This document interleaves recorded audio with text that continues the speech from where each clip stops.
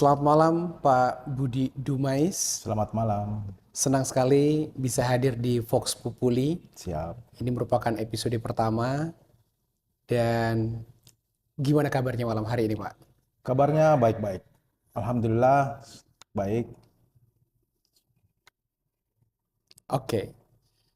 Pak Budi, saya sudah membaca CV Anda sebagai seorang pengamat tata ruang kota. Ini profesi yang keren banget. Sudah berapa lama berkarir di bidang ini Pak Budi? Kalau bicara berkarir, sebenarnya semenjak dari proses akademik di kampus itu sudah kita lakukan karena kebetulan itu adalah profesi kami. Jadi setelah itu lanjut ke dunia kerja, ada beberapa tempat di kota kita menjadi tenaga ahli sebagai untuk merancang kira-kira masukan apa kepada pemerintahan kota. Jadi ada beberapa kota-kota yang kita usulkan mengenai perbaikan-perbaikan kotanya, apa kira-kira yang perlu diperhatikan dalam perkotaan, bagaimana pertumbuhan kota. Karena kita ketahui bahwa kota ini kan semakin hari semakin bertumbuh dengan pertambahan penduduk, dengan banyaknya orang berusaha di kota. Ini kan harus disinkronasikan bagaimana supaya kenyamanan antara masyarakat yang bermukim di kota dan industri itu harus saling combine, harus saling eh, memudahkan. Ya pada intinya ya kenyamanan itu yang harus tercipta adalah pemukiman dan pelaku usaha. Saya kira itu. Oke. Pak Budi, di profesi Anda saat ini, kalau kita bicara tentang tantangan, tantangan apa yang Pak Budi dapatkan di, atau mungkin suka duka lah di profesi Anda saat ini? Sebelum kita membahas yang lebih jauh lagi tentang Ya, tata ruang atau hal-hal yang berkaitan dengan ya, kajian-kajian Bapak dalam pembangunan. ya. Jadi tantangan terbesarnya itu kadang terjadi di lapangan itu adalah bahwa setelah diusulkan, setelah diajukan, dan setelah disetujui roadmap dari tata kota yang disepakati kita buat, itu dalam pelaksanaannya kadang tidak ditaati. Yang terjadi itu, apa yang sudah kita buat, apa yang kita sudah rencanakan, dalam hal ini bahwa yang dikonsep itu RT RW, ruang rencana tata ruang wilayah.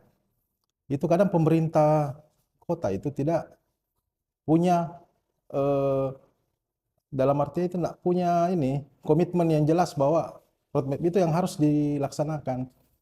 Kadang di tengah perjalanan dirubah sesuai dengan ya alasannya karena untuk mempermudah iklim investasi, untuk kira-kira ada industri yang mau masuk. Jadi yang seharusnya wilayah-wilayah yang tidak dilakukan perindustrian di situ, tidak dibangun industri-industri itu dibangun juga. Jadi saya kira konsep itu yang kita sepakati harus kita taati.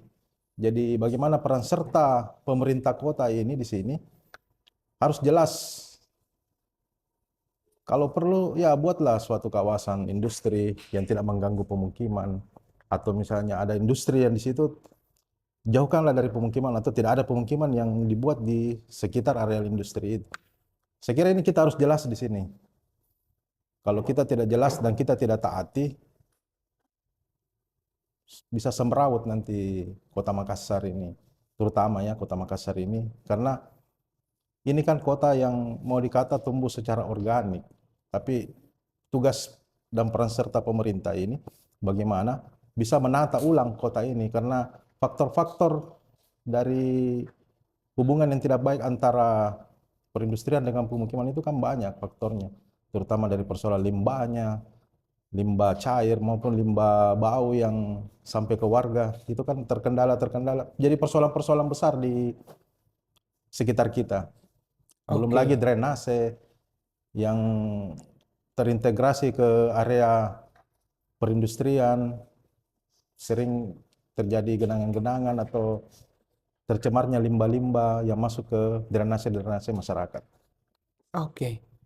Berarti maksud saya gini, berarti dalam kenyataannya sebuah perencanaan tata kota dari Anda sebagai seorang profesional consulting dan diajukan kepada stakeholder itu bisa aja berubah ya. Dan tentu kalau terjadi perubahan berarti akan menyalahi dari perencanaan tata ruang kota yang ideal ya Pak ya. Ya, Dan itu banyak terjadi hampir semua terjadi. di semua kota, Di semua kota, termasuk hampir Makassar. semua, termasuk Makassar. Oke. Pak Budi, ini ngomongin tentang kota Makassar. Kalau Pak Budi sendiri melihat site plan, atau mungkin saya salah ya nyebutnya. Kalau Pak Budi sendiri melihat perencanaan tata ruang kota yang ada saat ini, apakah ini sudah ideal? Atau mungkin ada hal lain yang ingin Bapak sampaikan dari pemerintahan yang sudah berjalan saat ini? Kalau kita bicara Kota Makassar, untuk saat ini, jadi saya perhatikan itu bahwa banyak hal yang mesti menjadi PR. Terutama yang saya cerita dulu adalah RTH, ruang terbuka hijau. Di mana dengan luas wilayah Kota Makassar ini, setelah dikombin berapa luas ruang terbuka hijaunya itu, yang dipersyaratkan oleh undang-undang adalah 30%. Sedangkan Makassar sampai hari ini baru membuka ruang terbuka hijau atau RTH itu 11%. Berarti kan kita masih jauh dari apa yang dipersyaratkan. Nah, inilah tugas dari, saya kira, komitmen serta kerja-kerja dari pemerintah kota ini harus jelas, terutama RTH. Karena kita ketahui bahwa RTH itu kan fungsinya banyak, di samping sebagai ruang terbuka untuk rekreasi, ruang terbuka untuk masyarakat bisa berkumpul, bermain, juga sebagai daerah resapan air. Ini yang tidak ada di Kota Makassar. Mau dikatakan 11% itu saya rasa hal yang sangat kecil. Kita belum mencapai seperduanya. Jadi itulah salah satu hal kenapa saya bilang bahwa kita masih tertinggal jauh dengan kota-kota besar yang lainnya. Oke. PR-nya masih banyak ternyata Pak PR-nya ya? masih banyak. Baik. Dari masalah dan PR yang Bapak sebutkan tadi, kira-kira hal apa yang bisa diperbaiki ke depannya?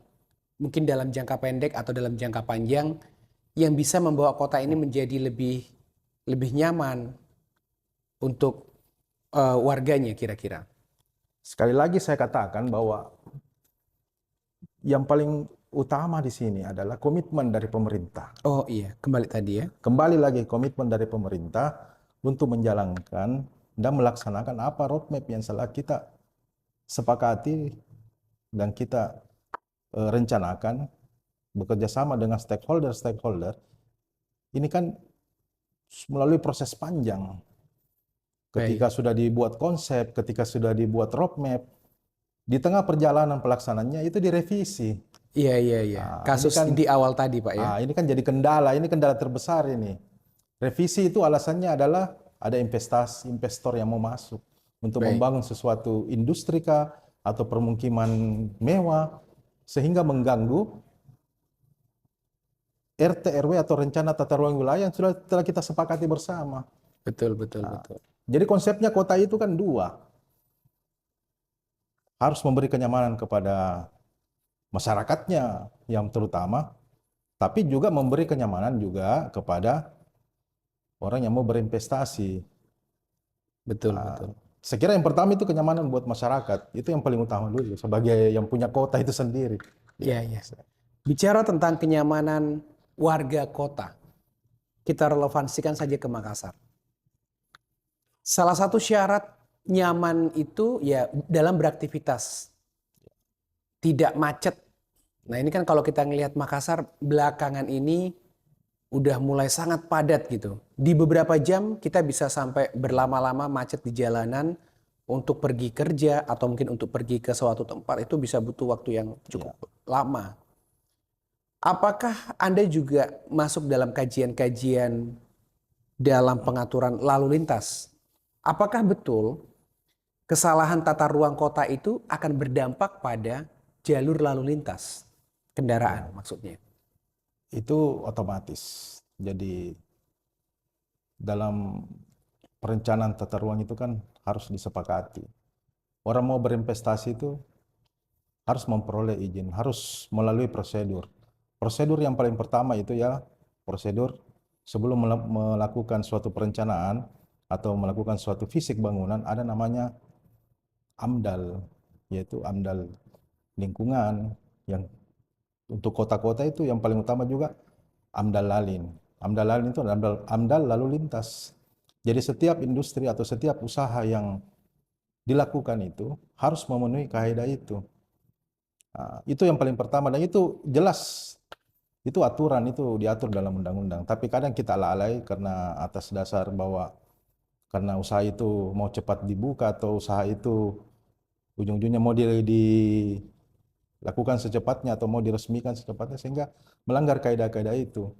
Jadi banyak kejadian itu seperti ada pom bensin yang dibuat di persimpangan jalan yang ramai lalu lintas ketika terjadi kemacetan dalam pengisian bahan bakar, itu mengganggu aktivitas pengguna jalan yang di sekitarnya.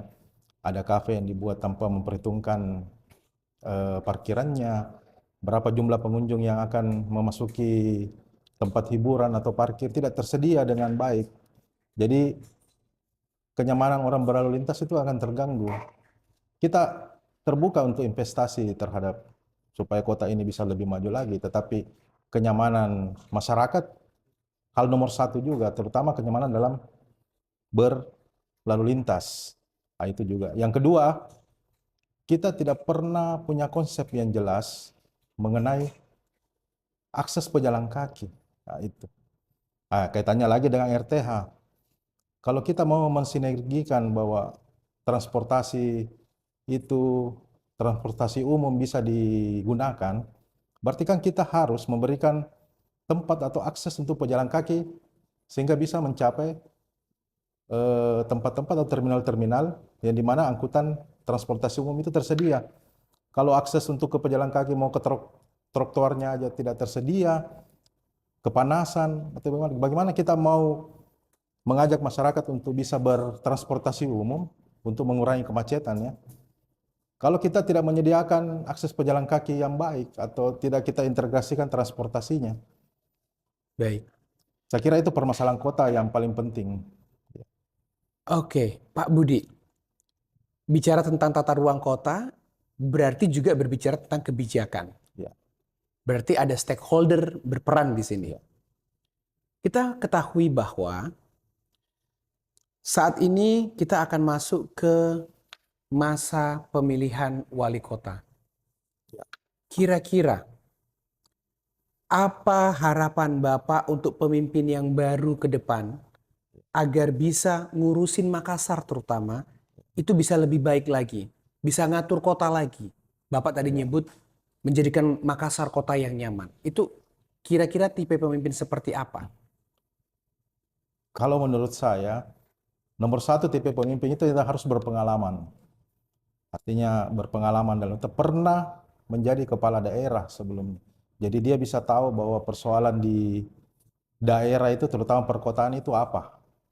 Dari bisa mengetahui permasalahan, bisa mengambil kebijakan, bisa mengambil keputusan-keputusan yang visioner. Yang kedua, Makassar ini kan ada 15 kecamatan. Itu kita butuh pemimpin yang muda, yang energik, yang punya visi ke depan yang jelas, dan punya komitmen yang jelas terhadap apapun itu. Jadi yang terutama komitmennya kepada masyarakat. Jadi kita harus punya pemimpin itu yang berpihak kepada masyarakat. Terutama itu buatlah masyarakat nyaman. Kita tidak menutup untuk investasi, tidak menutup untuk orang masuk untuk berinvestasi. Tetapi kalau mengganggu kenyamanan masyarakat itu kan akan menjadi persoalan yang menjadi bola liar nantinya di kemudian hari. Baik. Sekira. Bapak sudah punya calon ya? Punya. Punya ya. Baik. Yang pasti poinnya adalah Muda pemimpin dan yang bisa pengalaman. membawa kenyamanan dan punya Siap. pengalaman. Iya. Baik, baik. Yang terakhir Pak Budi, Anda sebagai seorang profesional di bidang perencanaan tata ruang kota dan pengamat tata ruang kota. Mungkin ada hal yang Bapak ingin sampaikan kepada penonton Vox Populi terkait tentang apa ya? Mungkin tentang kehidupan, tentang nilai-nilai yang bisa diemban agar bisa jadi jauh lebih baik lagi. Eh, apa ya? Jadi saya kira yang paling utama dalam hidup ini adalah komitmen. Bagaimana kita berkomitmen kepada sesuatu hal, terutama yang mempengaruhi hidup kita. Jadi komitmen-komitmen yang kepada hal-hal yang kecil itu membawa kita kepada komitmen yang lebih besar. Jadi jangan lupa untuk kepada hal-hal yang kecil untuk kepada hal-hal yang lebih besar nantinya. Jadi kepada masyarakat Kota Makassar, harapan saya bahwa pilihlah pemimpin yang punya komitmen jelas dalam merencanakan apapun yang akan dia buat untuk Kota Makassar ini. Saya kira itu yang paling penting, bahwa kebijakan itu adalah komitmen yang jelas, bahwa itulah yang ditaati dan itulah yang kita harapkan bahwa kita bawa Makassar ini sebagai menuju ke depannya adalah kota dunia. Karena saat ini kan Makassar adalah penyangga IKN, dan di mana kita semua ini harus punya kontribusi untuk itu. Terutama adalah Makassar ini adalah kota perdagangan dan jasa. Jadi saya kira itulah komitmen yang jelas, kita harus punya pemimpin yang tegas, inovasi, muda, dan energik. Baik, terima kasih banyak Pak Budi. Siap. Sangat inspiratif. Semoga ini bisa menjadi nilai tersendiri buat kita semua yang menyaksikan. Sampai ketemu pada podcast kita berikutnya, Siap. Vox Terima Populi. kasih atas, Selamat malam. Ya, terima kasih. Selamat malam.